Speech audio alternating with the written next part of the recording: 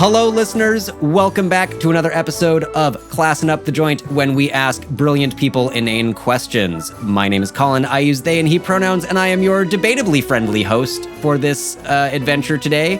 And I'm joined by my fabulous guest, who I will throw the introduction baton back in their direction. Please introduce yourself. Hey, hi, everyone. My name is CARLOS Silva. I'm he, him. I'm living in South Jersey. I have been a DM for quite a few years, been playing since the 90s. I've actually DM'd for stores. I've had multiple campaigns going on, and I want to start talking about how creating specific rule sets can easily, make your game more memorable and work on, weapons. Absolutely. I am really excited because we've been doing a lot of kind of big overview of 2024 rules and things, and we haven't gotten an episode where we really talk about DMing in a while. And that is something I've both been thinking about, and I'm really excited to talk to someone who's been playing way longer than I have, and I think has opinions about these things, if I venture a guess. Oh, there's opinions. There's opinions. CARLOS, thank you so much for joining us, before I forget to say that. Thank you for having me. Absolutely. And the question that I start with, although we partly answered already, what was the first game that really grabbed you? And it sounds like maybe that was D&D in the 90s, but what is the origin story of CARLOS the DM? CARLOS the DM started from let's go back to the beginning because there's a long story. We'll make it short though. In the 90s, I was in college. I, just starting up. I didn't know too many people there. I joined a local gaming group there and started playing D&D. We were playing second edition. I was still also calculating THACO at this time. So it was way back then. Graduated college, played for 2 more years and had maybe a 10-year hiatus. And then I'm just sitting there I miss this game. Let me start, get the rules set anyways, get the Dungeon Master guide anyways. And I'm just looking at it, and just, ideas start coming in your head because you read about the stories, you read about characters, you read about settings. And it's just I can do this. And now I just had to find, my tribe again. I connected with some people I went to college. Actually, one of them, I still play with today. He was actually the best man at my wedding. He was... Like I said, Patrick is, he's been there, since when I started going to college, 1998. Yeah. So there's a long time there. And I love how long friendships made at the game continue. It makes me so happy. Yeah, and I've had people when I used to DM for the store, I've had people come in, just sit down. And then, a couple months later, I'm at their house, having dinner. It's, sometimes they'll come over to my house. It's just amazing because you share these stories. There's something intrinsical about, I make this story. This is how you're reacting, but then it just continues on. Yeah, it's really amazing. It's always collaborative. Come back to it over and over again on the show that everyone has to be on board. And I do think there's a lot of really good and intense bonding of storytelling together within these traditions. Yes. Yeah. So two words are always be viable in D&D and in life. Yes, and. Yep. Yes, and this is happening. Yes, and Absolutely. Your role tells you this happens. So I'm also curious, as someone who started with second edition, have you, either in home games or your paid games, have you continued to use new editions as they come out, or have you made your own modifications and kind of have a base second edition with all of the homebrew and your own add-ons? Well, the game I host is, I guess 5.5, 5R, whatever you want to call it. 2024, whatever. Yeah, that thing. Yes, that monstrosity. I have augmented it. So I've changed ways how aid works, changed how critical works. There's a lot of things because I want to have my table to have a certain kind of feel. I want combat to be heavy. I want collaboration between my players. So I change how initiative works. There's a lot of things that say, Pat, you're working here. Steve, you're working this. Beth, you're over there. There's a lot of stuff that has to tie in. And that's what I really push for 2024. Going back to the answer, Yeah, I do that. I'm also playing Slug Blasters, which is Hmm. Blades in the Dark, Yeah. like iteration, and also probably my biggest thing right now is Year Zero. Year Zero is like my favorite right now, just because it works more in my brain, like the way I like if I make like homebrew weapons, things like that. It's Yeah. like you can always just keep adding dice. And Hmm. then since RPG Day was a few days ago, I picked up a lot of 2D20 system, and now I'm like looking Yeah. through the Star Trek things. I'm like, oh, I can do this as well, and it just gets like overwhelming. So many systems are out there. I mean, and there's new ones coming out all the time. Mm-hmm. We, talked about some on some episodes of the show, and like I got a few more coming up this summer that I'm really excited to talk about. Um, do you do the games you're most excited about? Do you feel like they have kind of a personality? Like D&D tends to be this very fantasy heavy, magic heavy, high fantasy sort of Mm-hmm. personality, and I guess both. Do you think that's accurate? And do the games that you're most excited about have a different personality? Yes, I mean me personally, the Homebrew Planet is usually high fantasy. That's just where because I have a lot of people who are just pickups from Hmm. wherever playing. What I do is when aliens are coming in, that's when they bring in technology. So this Mm-hmm. way, I can use. I've adopted weapons from like Palladium's comprehensive of modern day weaponry. Infinite Staircase has a lot of great weapons in there. Mm-hmm. So it's like an invading force is coming, Mm-hmm. and you find them. They have a weird looking flintlock, and it's actually like like a hand pistol, So it's Sure. like Yeah. everyone's doing like like 48s, like clock clock clock, but you only got like 4 shots in it. Right. It's That's what I've done currently. But there are like certain technologies I do in my world is everyone, like the way I think of it is magic makes it easy for everyone. So Mm-hmm. you don't have to learn how to do surgery. You don't have to learn how to do Sure. triage medically. You can just cure wounds. But the arcane is now learning bandaging, learning settings. So there's Uh-huh. different things you can do. So now it gives the Yeah. player the option to be like, oh, I want to be the weird guy that knows what happens when magic doesn't work.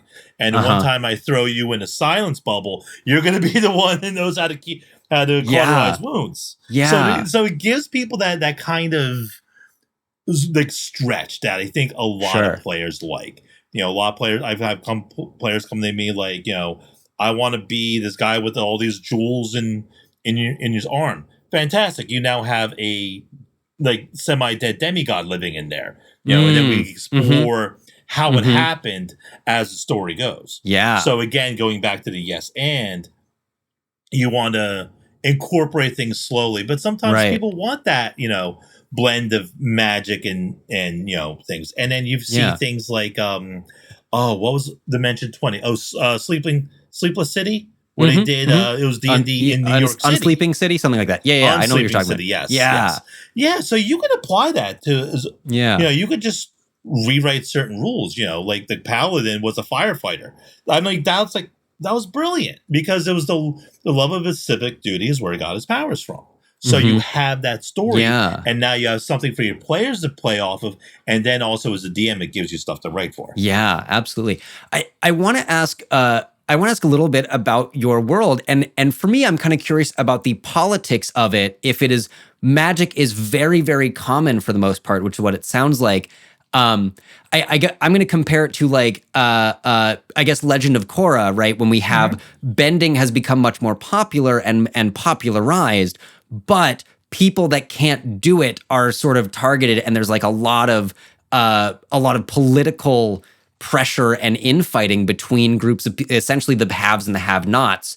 And I'm curious if any of that, again, by contrast, like my own homeworlds, I'm like, we're gonna touch on this stuff, but I don't need systemic classism based on magic baked into my world.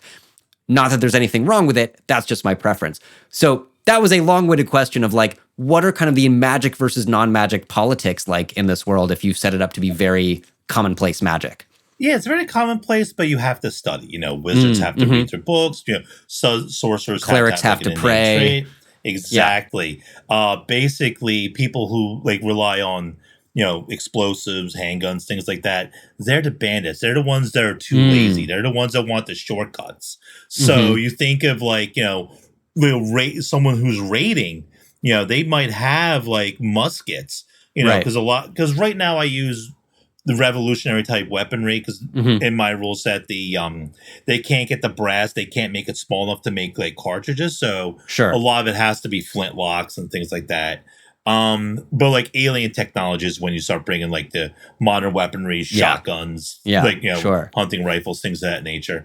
But yeah, what I do is, again, people are desperate. These are like thugs. They're they want to steal something. They want to sit down, like read for a couple months, learn how to cast like a witch bolt or something like that. They want to grab a flintlock, put it in someone's face, and say, "Give me your gold."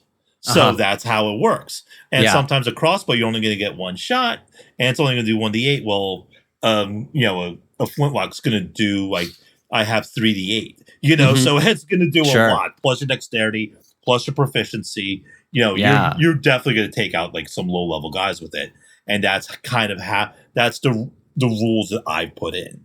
That's the backstory. Yeah. Go ahead.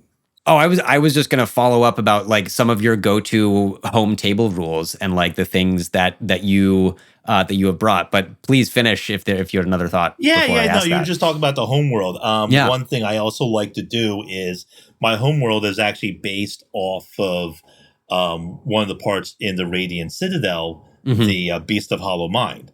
I've basically took that little Sunset line and made it 3/4 of the planet desert, 1/4 only on the poles forest. And the reason I did it is because it's actually the planet, or it's actually the solar system next door to Athos. If you remember Athos, that's the planet of Dark Sun. So I made it where the cataclysm that actually took all the magic from there took everything out. So you actually can see the Gray of Athos floating in the night sky.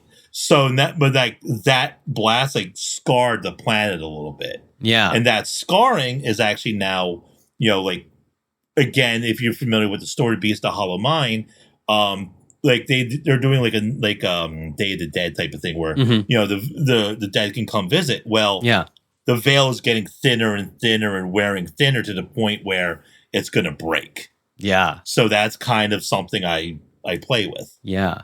I think actually, follow-up question before house rules. How long have you been building your home world, and have you been running games in it for like most of the time that you've been DMing, or is this like, this is the current incarnation of it and you've had others in the past? Because it sounds like you've built this up over many years. About like a year and a half I've actually built it up. Well, the funny thing is, beforehand I had a homebrew world when I first started with the store called Nerdvana. These recently has changed hands, and that was actually where I started my world of Hind. That was, still a high fantasy, but then they had to go to the Radiant Citadel, and I'm like, I don't feel like writing a little bit, so let me put it in there. And then made the store that way. But then part of when the campaign ended, the players actually lost, and the original planet's now stuck in a time loop, kind of like Gallifrey. I love that. So now everyone had to escape to Azaka, which is the name of the planet, the new planet, and it just kind of continues on. So the storyline is still there. Like the main gods that are alive and dead are still there. Yeah. But like I said, again, it's always yes, and you always have to build on. So it's like when it's new campaigns, you can still bring something in. You can still say, remember this here. And I do have players from different campaigns, so they will, I remember this. I remember. I love tucking in the little Easter eggs for those players that have been paying attention and sticking around for a while. Yeah. Oh, absolutely. Do you have like do you look for specific sources of inspiration, or like when you are building a new world for a new campaign, what are the first couple steps that you like to do? Honestly, take a list of, favorite movies I like, books. I mean, I'm actually finishing up the fourth book in the Hitchhiker series, So Long and Thanks for All the Fish. I've stolen a lot of stuff from Neuromancer. I've stolen a lot of stuff from, like, just like a bunch of other things. Yeah. But also, the splat books from D&D, I take all the time. I really do think, like, it's funny because, like, I'll never buy a book that's like, like, I'm just trying to think of the name. I'm so sorry. I know this will be cut out. The Shattered Obelisk. The Shattered Obelisk, it doesn't do anything for me. It's like, I have to go here. It's too procedural for me. So some of them are very railroad on the tracks. You are going in a straight line this direction.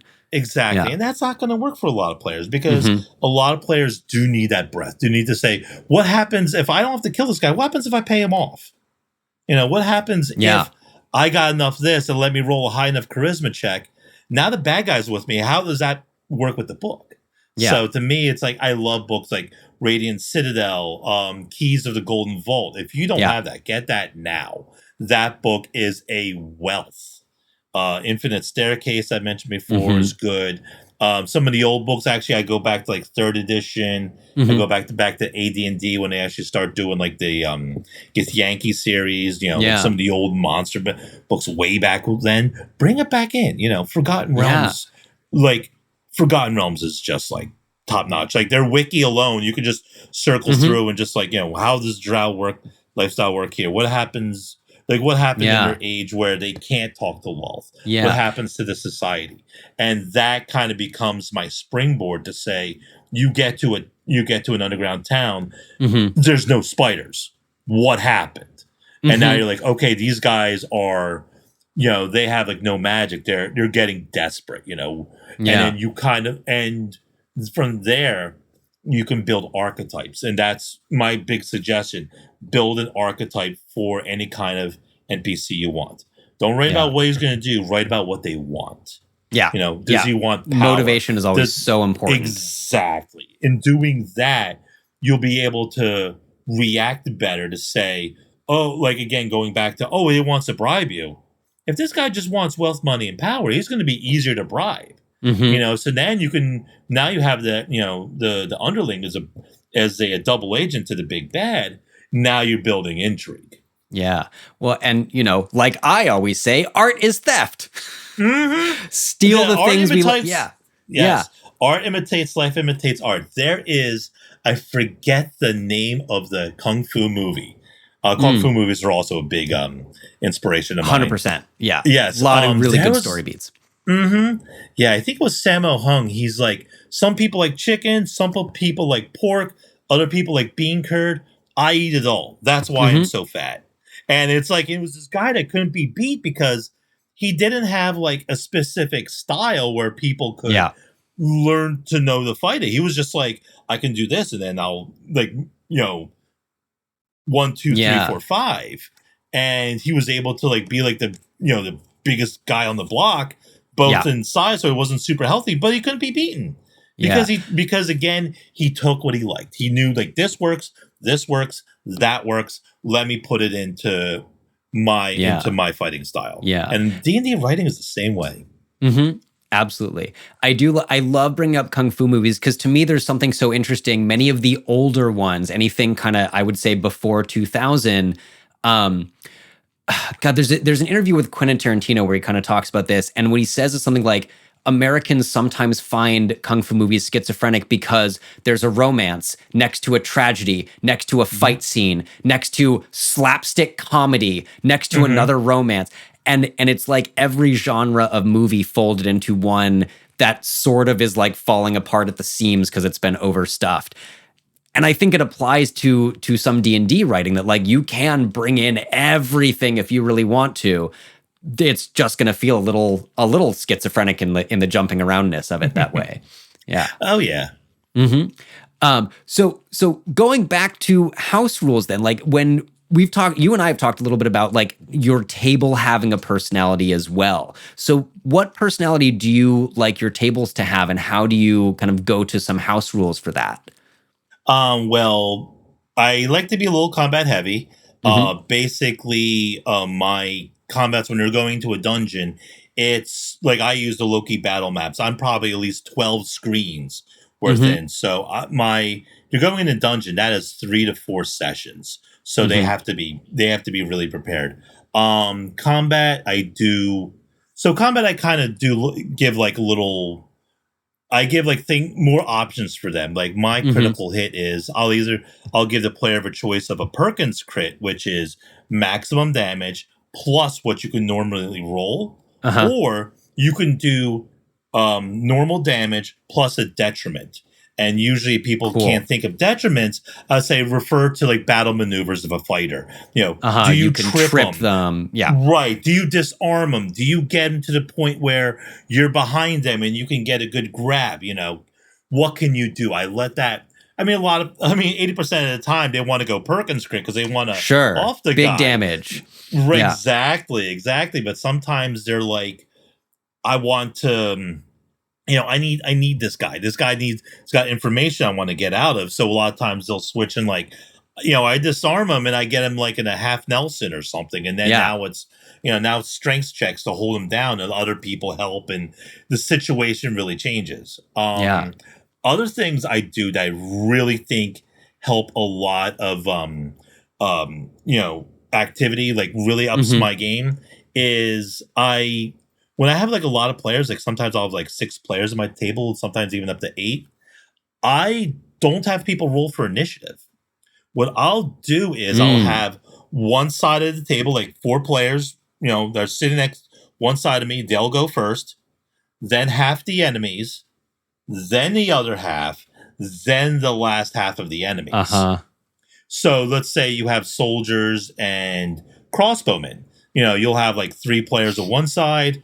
Then the soldiers will, for the line. Then the other guys will say, I got to change. And now crossbowmen will attack. What that does is it keeps the situation changing. So it's like, you'll get someone on my right side. They're like, oh, I'm going to charge this fireball. I'm going to do everything. All of a sudden you see like these guys have dropped down 2 people or they're holding. Maybe they got 2 people like in a holder and like the bound somehow. Now the situation has to change. So they kind of stay up. And then, they'll work next to them like, can you do this? Can you hold this line here? It makes combat a lot more technical. Yeah. So like each of the players, they don't necessarily need to go in specific order down the line, but it's like everyone to my right, the 3 of you, it is now your turn. Who's going first? Yeah. You so they can conspire, if you will. Exactly. And honestly, that conspiring, I think, really builds teamwork amongst the players. It really says like, oh, geez, I only got like 4 health left. Can you do something? And you're like, okay, Steve, you get in front of us, like just, run interference, like Beth, come over here and heal, do something, so you can kind of get stuff like that. That teamwork really builds camaraderie. And then a lot of times, so then it'll change sometimes. Sometimes they'll sit in different places. Now you got new people you got to work with. So changing that really, really gets people on their toes. And I use a pretty big map. So cool. And because I'm not a fan of theater of mind. To me, there's something I like to call situational awareness. You should have that awareness to say that person fell, that person's back here, because you're a team. You've work together, even though you come together one day a week. You kind of need that. So that's kind of why I build. That's why I think is like the real benefit of the way I do initiatives. I really like this. I also want to ask more out of curiosity than anything, if you've ever found or ever struggled with tables getting too metagamey if they're given the chance to conspire on initiative rolls, right? A player knowing something the character might not, or that technically this is all happening in 6 seconds and you guys have been talking for 5 minutes.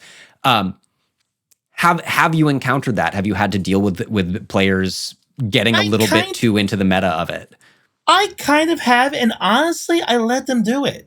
It's very odd because it's like, if let's just say, you're level 6 ranger, you know about monsters up there. You've probably have fought many of other monsters. You've probably fought a Bahir. You probably fought like a Bulette or something like that. Sure. And then now another Bulette comes in. It's like, that thing's resistant to X. That thing's resistant to Y. You should know that. And and as someone who lives in that world every day, like if you think about it, we know how to drive a car. We know what a stop sign is. It's just stuff we see every day. That's something your character would see every day in the world. So in essence, I would allow them to metagame Mhm. because then they could say, yes, this is part of the world I'm in. Yeah, I'm of this. I've lived here. I recognize this thing, and I've maybe Absolutely. encountered it before. Yeah. Okay. Um, yeah. Uh, I had half of a thought further about house rules, and I don't remember what it was. So Okay, I can talk about who a knows? couple other house Yeah. rules I Oh did. yeah. No, totally. I like the ones. I feel like rules as written, standard D&D rules, even as they continually be updated, don't always do the things we want them to. Trash. And yeah, so I would love to hear the things that you have been like, this doesn't work, I'm going to change it and make it this. And you've had, it sounds, years to iterate these things and to kind of like hone them and lock them in a little more. Absolutely. Like one thing I like to do is when giving aid to someone, let's just say you have two barbarians and a halfling trying to open the door. Why is one barbarian and a halfling? Why is a halfling going to give the barbarian advantage to open the door while the other barbarians are protecting guards? What I do is whatever benefit the secondary character has. Let's just say it's a strength check. Sure. Both barbarians are +3 and the halfling's a +1. If the halfling helps, he only gives the +1. But if the other barbarian helps, he should give the +3 because he's stronger. So it's only one roll, but you're adding both characters and so adding the modifiers rather than immediately awarding advantage for the help action. Yes, because what it's doing is making people think about who's helping what. If I have a situation where they're escaping and they need to lock, they're going to pick a lock or they're going to try to break the door down. It depends who's trying to break the door down or depends who's trying to pick the lock. So now they have to think about who's going to help and who's holding the line. Yeah. The barbarian can hold the line, but that lock is pretty tricky to undo. So now you have a situation where the players are talking it out. Yeah. And that, again, builds the camaraderie, builds the teamwork that I think that really makes the gameplay wonderful.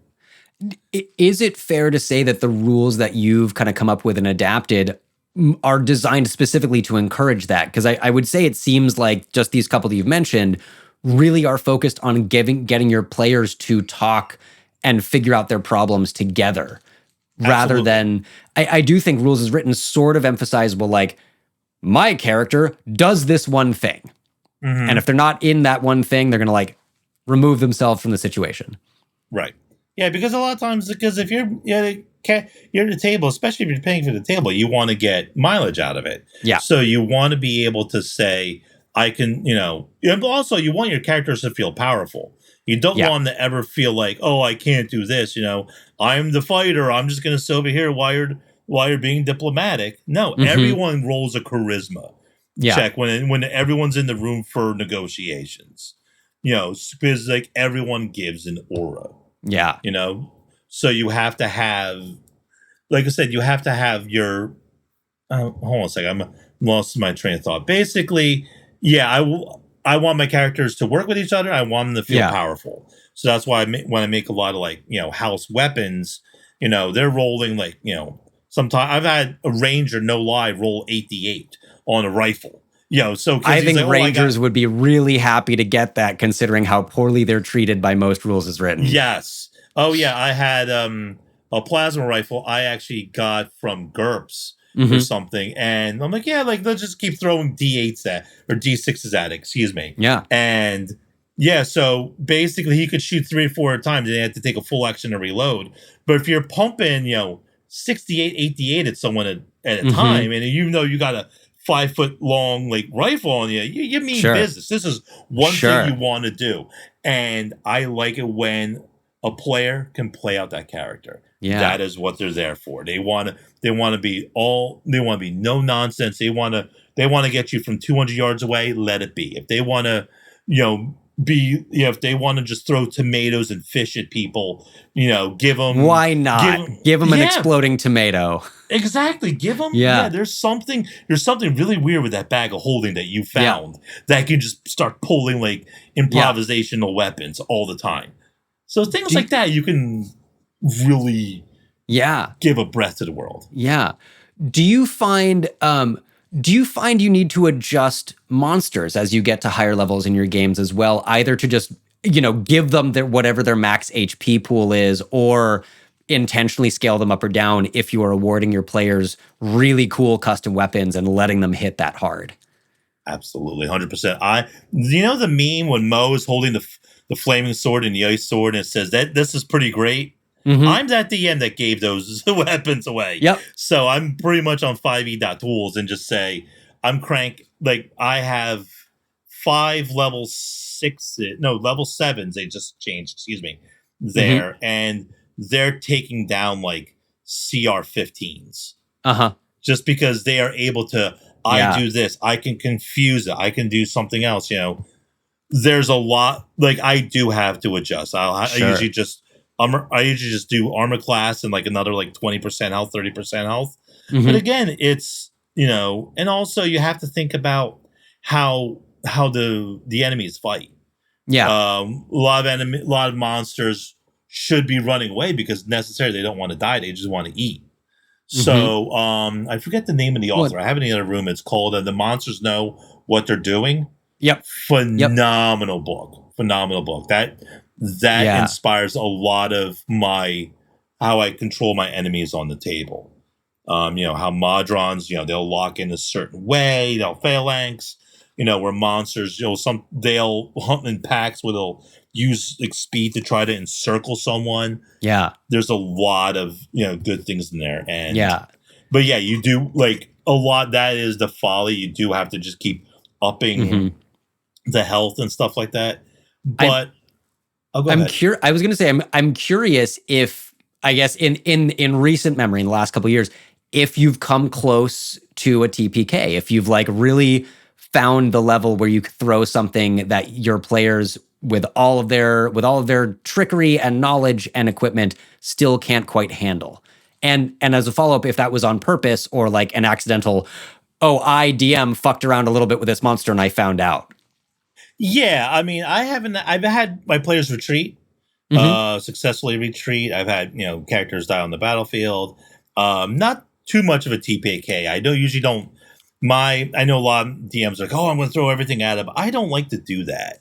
I like the fact that I want to see them succeed as much as they want to see them succeed. Yeah. I'm more of here's a certain X situation. How do you get out? How do you get around it? Here's some traps. How do you get around it? This golem is punching 2d4 times 10. How do you stop this thing? Mm-hmm. Mm-hmm.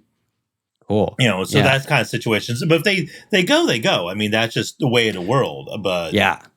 But full TPK, like I said, I think the most I've ever had die in a big battle was 2. Sure. And they were, and that was actually close to the big bad. They were actually, it was a possessed Drow Elderbrain. So I had that thing up to I had that thing up over 1,000 HP, and they were just pumping it. It was pretty wild. Yeah. Hello, rollers! It is I, your host, debatably friendly DM, and other things, Colin, here to welcome you to the mid-roll. Thank you for listening, and we hope you are enjoying this episode so far. This is your periodic interruption, brief as it may be, to remind you that The Roll Report is on many social media platforms. You can find us around the interwebs at The Roll Report Cast, on Instagram, on TikTok, and on Blue Sky. We don't do the other thing. We don't talk about the artist formerly known as Twitter. But you can follow us there for news and announcements, special clips from the interviews you may not have seen, and learn about who we're going to interview next. Because if you are very intrigued and curious about upcoming interview guests, if you head on over to patreon.com/The Roll Report and give us a single $1, you can submit questions for our interviews, and only you and only our other supporters on Patreon will hear the answers. That's right, special Patreon-only Q&As with interview guests if you support us there and if you send us questions. Thank you so much for listening. Back to the show. Enjoy! I really appreciate how much on the side of your players you are.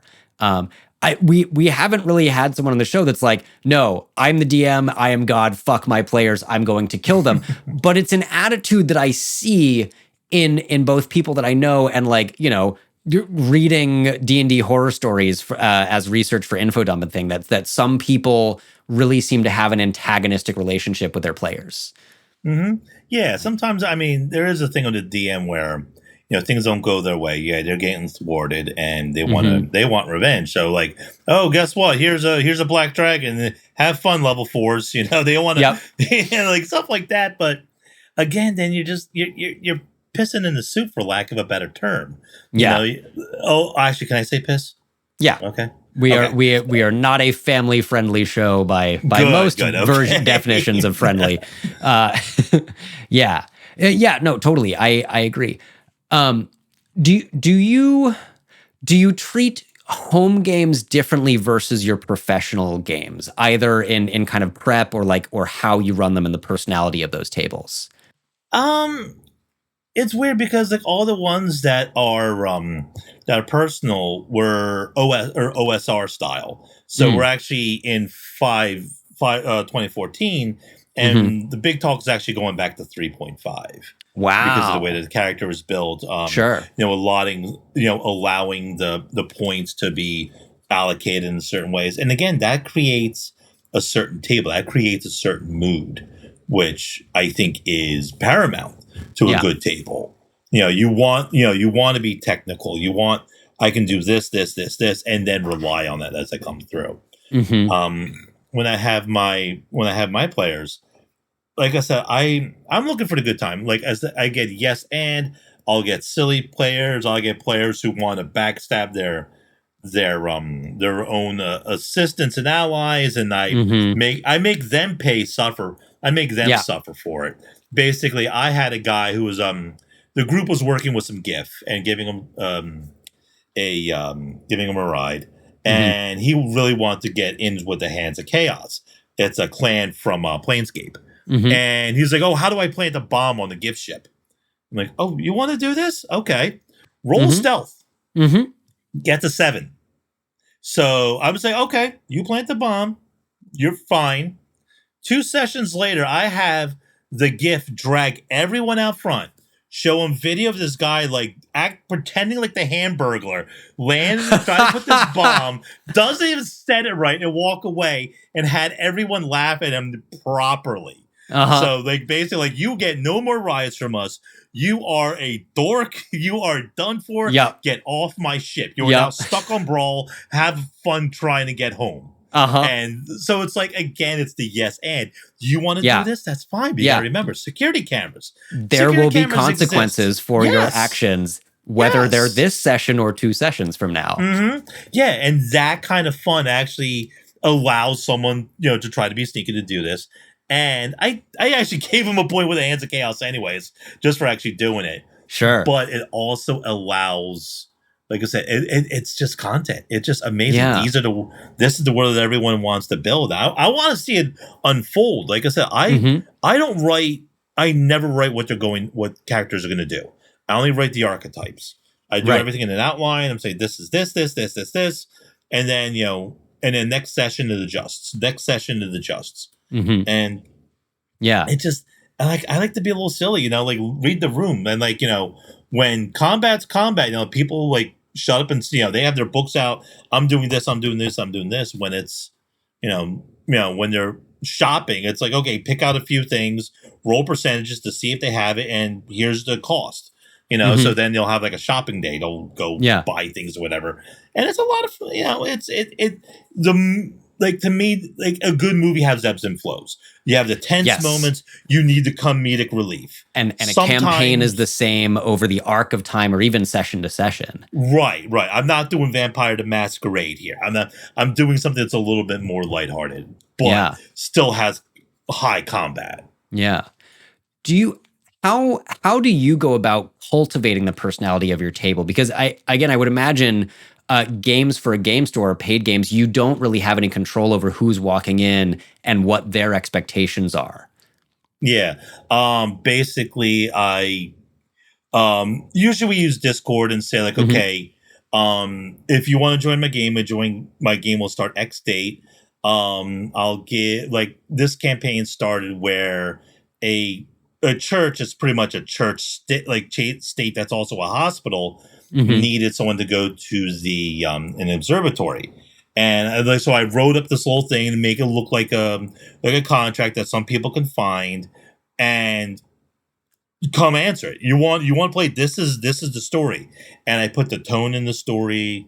I put a couple things around and people come in with anything. You had an episode a couple weeks ago where someone was like, "Oh, like you guys aren't writing the right characters for my story." And I'm like, you don't get my grand view. And I'm like, one of our horror stories of the DM who had some insanely complicated thing and then insulted all of his friends for making character concepts. Yeah. That is the worst thing I've ever heard. I'm like you are the ragtag band, It's like another meme, like this guy is just made of bees, you have the, whatever. You're a turtle that's addicted to moths. Great. We'll throw it in, that kind of story.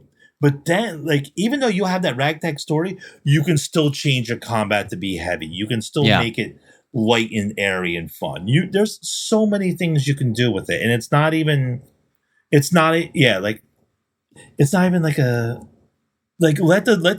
table be itself. You have to kind of know what the table is giving you, and then add in return. Yes, you give, and yes, you can. If you wanted something combat heavy, you can make combat very heavy.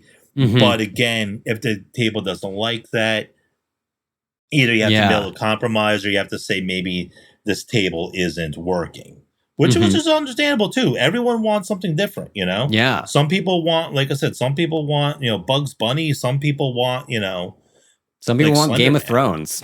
Exactly. God's help us. Yeah.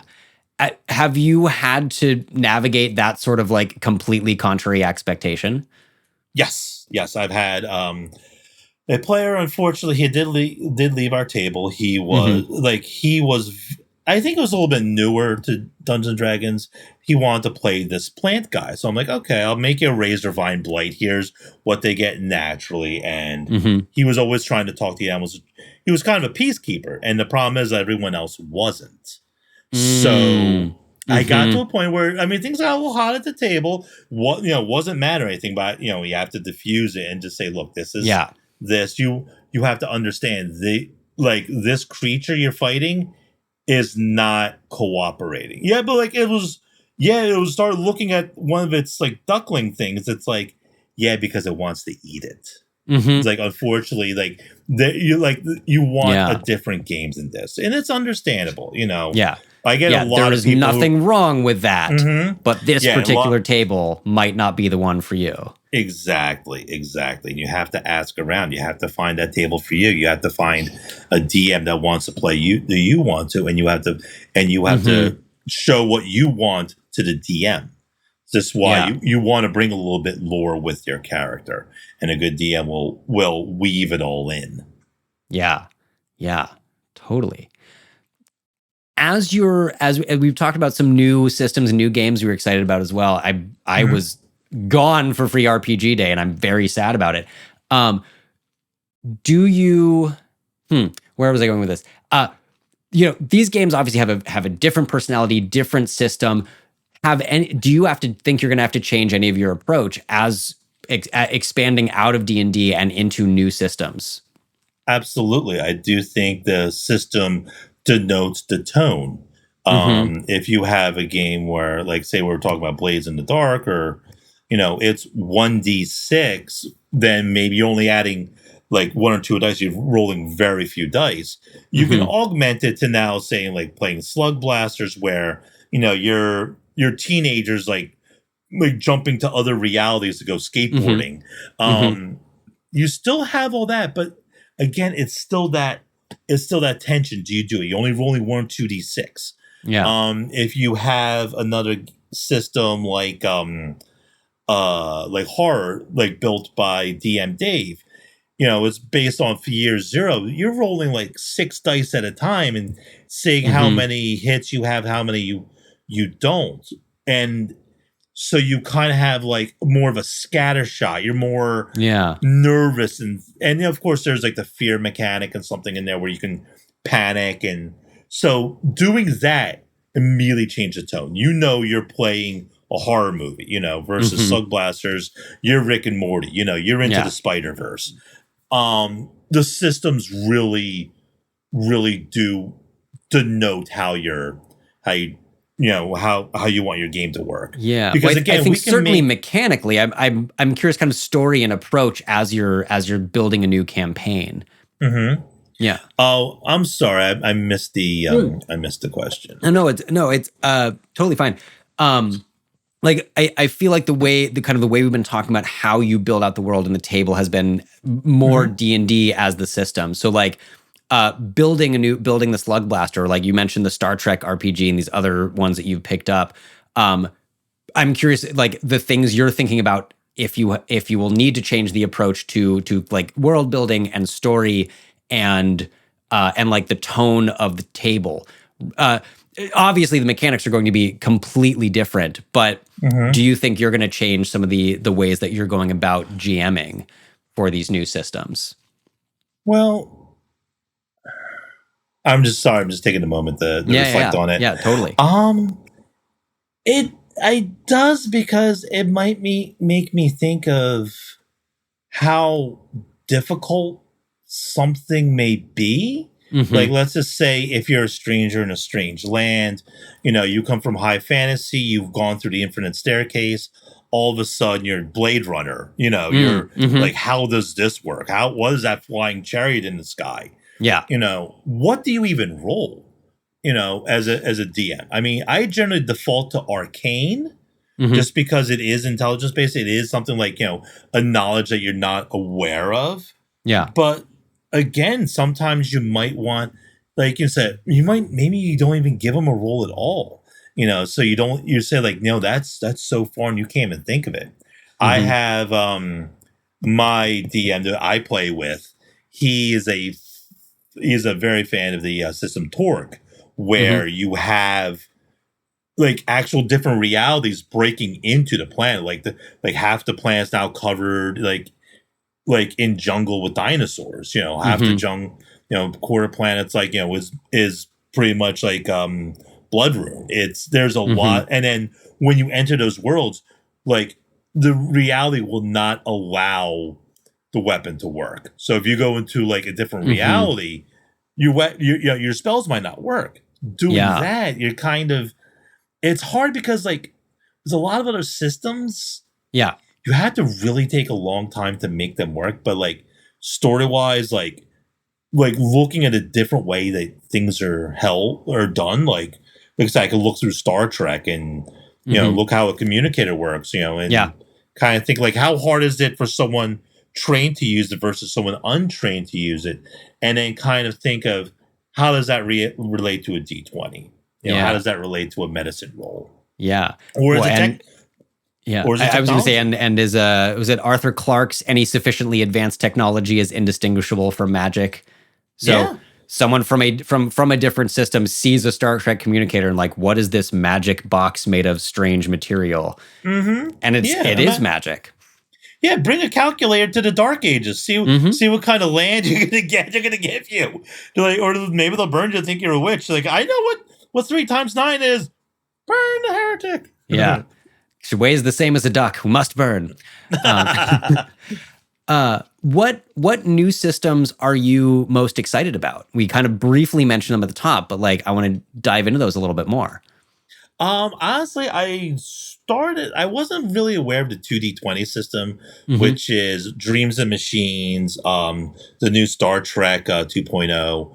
What I really like about that is you have to roll. Well, first you have to roll under on 2D20, and your skills determine what number you have to roll in. So if like you get a higher skill, like 14, 15, you only have to roll underneath a 15 to become a success. So it's a different way to balance the difficulty and to how to give your characters an ability to do something. Like it's instead of just like, a 14, 15, like you have to like push 2 points into it. to get that extra benefit, and then it's all on one roll of D20. If you do multiple dice, you broaden the chances of success. Yeah. Usually, like even when I make homebrew weapons, if I want it to be a standard like damage, it's more smaller dice. If I want it to be a clumsy weapon, less bigger dice. Like I could do like 12d4 or 4d12. I know 12d4 is going to give me a better array every time versus 4d12 because I can roll a 6 with 4d12. I've done that. I've done like a 3d12 psionic blast, and I'm like, it does 5 damage.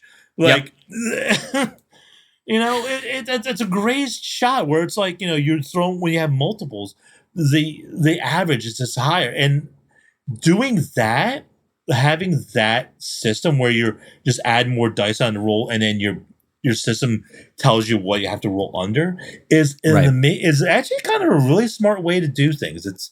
I like that mechanic. I think it gives players more control to more like, not just all on one die, like a little bit of a spread. Like they think they have better chance to do it.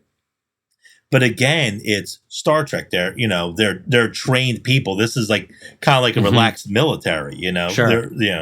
So it works. It works with the story, and that's kind of like what I'm looking at right now. But like my favorites right now are 5e because I'm playing it a lot. Fate, I think is way underutilized, and Year Zero. Yeah. I'm less familiar with Fate. What is it that you like so much about the system, or are really excited about? What I really like about Fate is when you make your when you make your characters, you don't fill in all your stats. You have one thing that's +4, 2 things that's +3, 3 things that +2, 4 things that are +1. So you kind of fill out the 2 rows first. What are you really good at? And as you play, the numbers kind of fill in. Other things I like, there's a difference between physical and mental damage. When you start taking so much physical damage, you have to buy a detriment. You have to buy a detriment like dizzy, broken arm, stuff like that. So it allows more players, actually allows the player and the DM to kind of put a story into the damage you get. You always hear about like the barbarian taking like 120 hit points damage, still swinging at full cost. Sure. There's no D&D is really not set up. Rules as written is not set up to kind of reflect the reality of what it would be like if you're the barbarian standing in the face of a giant scorpion and just getting clawed and stabbed a million times over the next minute. There's no bloodied problem for any creature. Bloodied is only so you can tell your players that the creature's below 50% health. That's all there is to it. Right. But with Fate, when you have like 4 points of each, and then you have to start buying detriments, you wear down faster, and it gives a different situation. Granted, you're not going to throw like, hey, we're going to fight a dragon in Fate today. It's not meant for that. It's meant for more intimate, quiet, like personal, like combat or skill checks or anything like that. That's what I really like about it. And if you guys are on YouTube, Will Wheaton's Tabletop did a fantastic episode on Fate. So I really recommend watching that. I think you very accurately assessed one of the major problems with D&D of its sort of lack of like realism is maybe not the right word, but my own game a little while ago, players are fighting a kraken, and one of my players looked at me and was like, okay, serious question. How am I, a cat person with a rapier, stabbing this giant tentacle that's 150 feet long? I don't know how big this creature is. How am I going to kill this thing? And I was like, well, because it's D&D and damage is damage, I don't know what to tell you. Yeah. I mean, granted, like people can die of 1,000 paper cuts, but again, this might be a situation of, when you like, is your cat with the rapier, does he have like a backup of 50 people where he can start doing everything? But if it's only him and a couple friends trying to take on the kraken, like the kraken should, again, Yeah, I mean, like, is he just like going to wipe them out, like, quick? Yeah. fling them all away, devour the ship they're on, leave them floating in the ocean to die of exhaustion and then be consumed, right? Right. Yeah. But if that, Yeah. but the question is that the game you're offering, or Mhm. is that I'm going to take him down and I'm just doing damage, and you talk to him about like how he can climb up the tentacle and the other guy can't get to it. I'm on the I'll crawl the other side with my claws. There's so many things you can do, and like I said, D&D in the rule set, it's not there. I think that's what it is. Like the rules don't give you that. You have to tell the story. You have to like, you know, essentially do some more lifting as a player and as a DM to make the consequences of these things happen and to make the realism sort of work. Yeah, it's up to the DM to say like, can the person do it? You're the motor. You're the motor in the car. You have to say, can you fight it? Can you not? Does it like take a swoosh and flip the boat over, or can you jump in and like let this be, David and Goliath? Does the dragon fly away? Does a creature with flying fly away from you so you can't do anything if you're a poor melee fighter with a sword? Right, as it might be. Exactly. And that's kind of how it should be. There should be monsters that are just like beyond your scope, like we're talking about like gargantuan sized worms, colossus, there's just so much in D&D. But in a sense, if you need to fight them, you have to kind of come up with a plan, or if you're all kind of superhero-y, then run in. But again, it goes back to the signature of the table. Yeah, I agree. And kind of jumping back to both new systems and your own world building. I think I'm not entirely sure in this moment how to phrase it as a question, but I'm curious about like running a Star Trek game obviously is a huge swing away from the high fantasy settings of D&D and some other systems, and I don't know enough about Fate, but it sounds like it's almost setting agnostic, like you could almost be anywhere. And it is that, I think the question is that part of the excitement for you of like getting your stories away from high fantasy and into sci-fi and these other realms? Or I guess I think that is the question. Is part of the excitement of like, Right, yeah. I mean, I've used the plot hook of odd technology coming into the planet, which is perfectly fine. I'm hosting D&D because that is what the store wanted, and that is what my players are very much accustomed to. D&D is like the 8,000-pound dragon in the room. It's WIFTA. It's the system everyone knows. It's the system everyone starts with. Yeah. If you want, like I said, and you can, again, we were talking about like the Sleepless City. Who says you can't make it? Technology. There was a system called Alternity, which was, again, kind of like a 2D system, kind of like what Daggerheart does now, where you roll a D20, but then you might add a D6 to it, depending on how your skills work. And that's all fantasy. I mean, that was all sci-fi. It was very steampunk. The story can do it. If you have a good enough story, you can make a system work. But the thing is, though, you like out of the box, it only does so much. Right. Out of the box, like I said, you're wondering why the goblins got the weird heads in Shattered Obelisk. But if you want to say you're taking on like an incoming race, you're taking on like a bastion, you're like what happens when trains are invented on your planet, like how does that change? Because you can still write it. It's just a matter of it's the way that the players interact. Like if you have a set of players that are like very inventive, like they want to make their own tricks, their own spells. Fate, I like because you can kind of have traits trigger. Like if you have a trait, say like I am petrified of bugs or something like that, you can make them like you would say, oh, bugs attack the train. I'm petrified of bugs to give me a benefit to hide. So you have to kind of have that. You have to have that kind of like person that can work with it. D&D like puts everything in front of you, which is saying, you want to lockpick the chest. Roll this. Yeah. You want to cast an explosion over there, cast fireball. It's very much set for you where you pick. Mm-hmm. But that the question is that how you want? Is that how you see your Magic working? Yeah. Like the DM has to still make the world for the players to come to ultimately change, but the start has to be with the DM. The DM has to say, Yeah. I want, Magic is nebulous and you can kind of weave it or something. Yeah. Or is it strict, or is it math? Force, mass, acceleration, blah, blah, blah, blah, Yeah. blah, blah, blah, fireball. Yeah. It's actually physics, and the secret study of physics is what powers magic. Yeah. You have to, the DM has to know that. And then the DM should be choosing the system accordingly. Sure. Yeah. Yeah. So it's like, if you want, like I said, if you want high fantasy, you can do high fantasy in anything.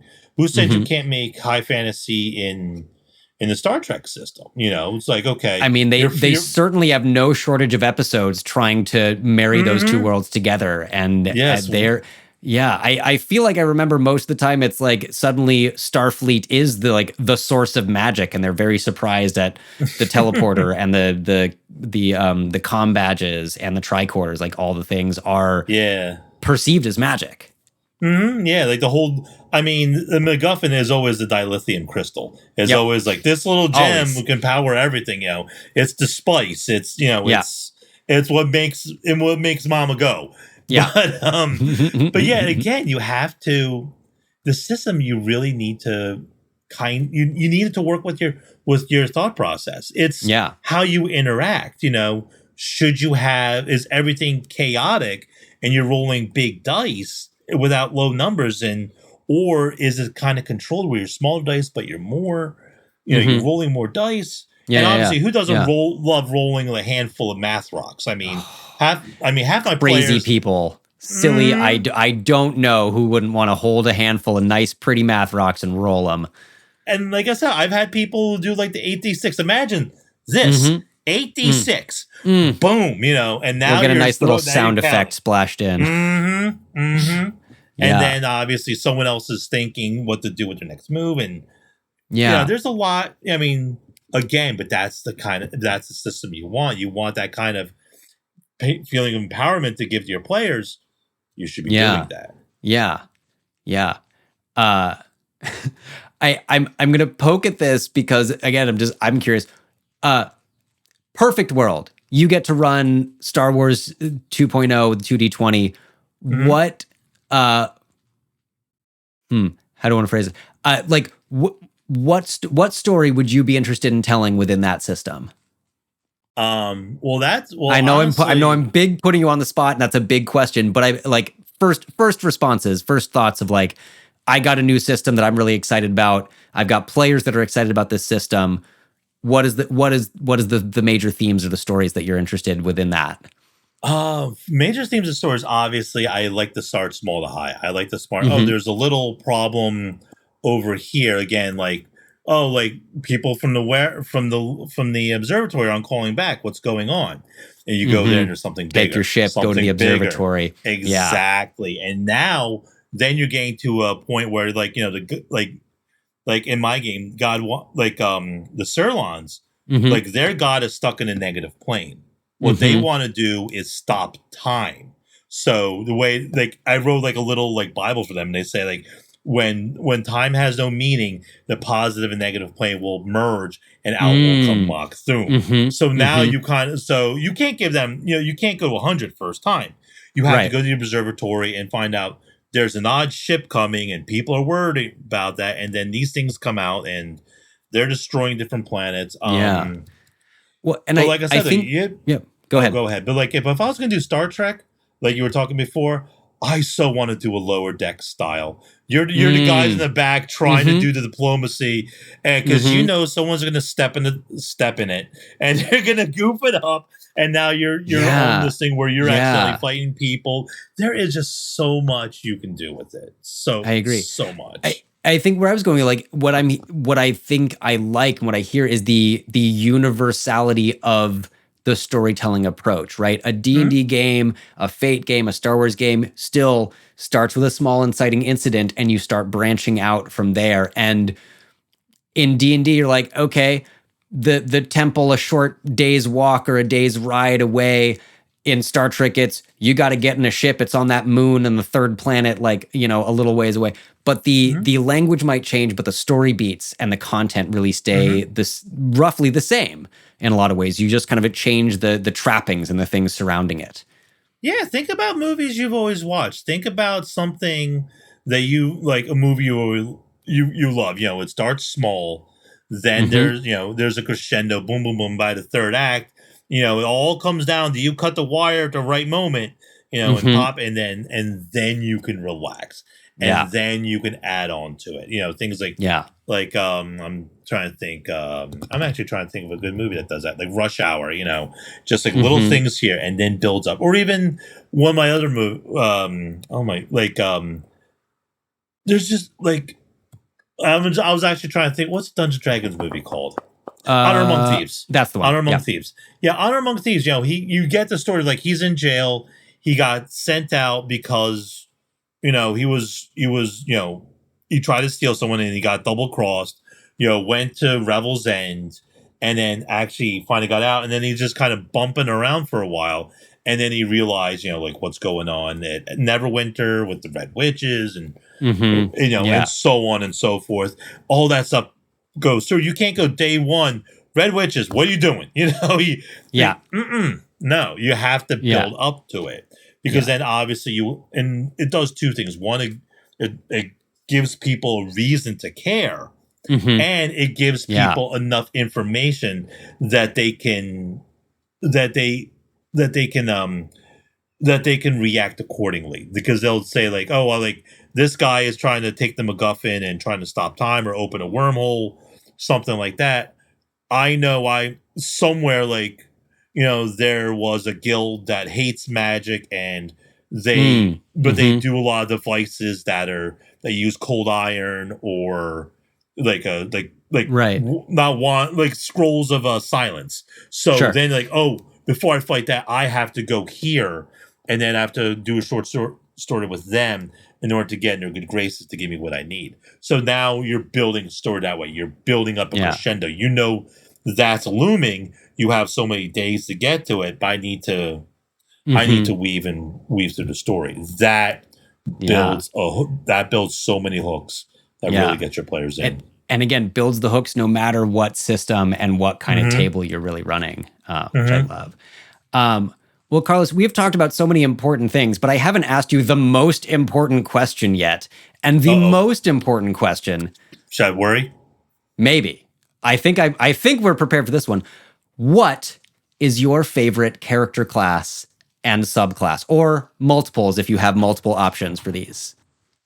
I know this is the character I'm playing right now in my my games. My guy's DM, Dave McCorder. He writes story, like he has like 300 pages worth of stories. He's got a great blog and everything. I love multi-classing. I love multi-classing because I like the idea of, even though you're not as high level as everyone, you kind of spread things out, and now you kind of have to work with something. My character right now, he's level 10, but he's only got level 5 in Rogue. He's a thief and level 5 wild magic sorcerer. Basically, that is an interesting combination of classes. Yes, his storyline is he was an indentured servant, took out his master, and took his amulet that gives him power. So that was the level 1 in sorcery. Living on the streets when he's young, that's where I'm giving him the rogue. So now it's like he's great with knives. You can do sneak attacks and stuff, but I also have access to the counter spell, and ice knife is like it's my favorite ranged weapons for him. So I have but then it's like now I have to understand why. It allows so many plot hooks, and he gets to a situation where everyone's doing the big hits and everything, and he's just like, stab him with a dagger.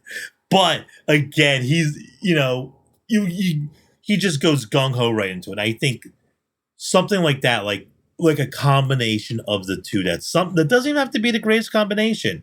You could do I mean, you could do like a bard and a warlock, like make him a musician who's like Yeah. who was really bad, and then it's like I need to be the best musician ever, and he like Mm-hmm. conjures the soul of Sells his Ozzy soul. Osbourne or Exactly. something, sells the soul Yeah. to rock and roll, and then now it just can conjure spells. Excuse me, he has a huge range of spells, even if he's not the best. He's having fun. He's supporting. And those characters are the best, no matter what. Yeah. Well, and I appreciate, again, we're coming back to story. Like, it's all well and good to craft a multi-class, to do something crazy and insane and min-maxy, but if you don't have a compelling reason for it, like, what the hell is your character doing in the story? Exactly. Like, and I've had character, players are like, oh, I don't know what to do. I made this character. I kind of like, I don't feel like he's doing something. And it made me, and then one thing where I actually made her, I made up something called Elva the Silverlight. Basically, they can spell jam for free. Cool. So the problem is, now that she can spell jam for free, yes, like she can make a lot of money, but then once the information gets out, there's a lot of people chasing her. People are going to be like, you're going to come be imprisoned on my spell jamming ship working for me forever. Yeah. Yes. And that's the thing. So now and everyone came to her side, was like, protect Raven at all costs, because she could run the ship for free. Don't matter. But like, that kind of hook now, like it said, it gives people, it puts them in the story. Yeah. It puts them in the story. And like I said, go ahead. No, I'm fine. No, I was just saying, like, putting people in the story, I think, is paramount to everything. Yeah. And giving them a purpose, giving them like lore that they can fall back on, really, like I said, will always keep people coming back. I love that we have touched on so many recurring themes and things that are like very important to me, both as a DM and as someone trying to spread the RPG gospel around, right? All art is theft anyway. Communicate with your players. Yes. Carlos, thank you. Yes, and always the most important 2 words in the English language. Yes, and.